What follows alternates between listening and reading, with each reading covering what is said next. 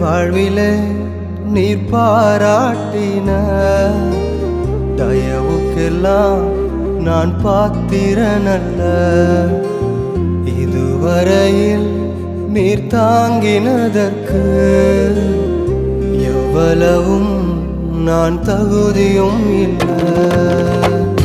என் வாழ்விலே நீர் பாராட்டின தயவுக்கெல்லாம் நான் பாத்திரனல்ல. இதுவரையில் நீர் தாங்கினதற்கு எவ்வளவும் நான் தகுதியும் இல்லை. மாறாமலே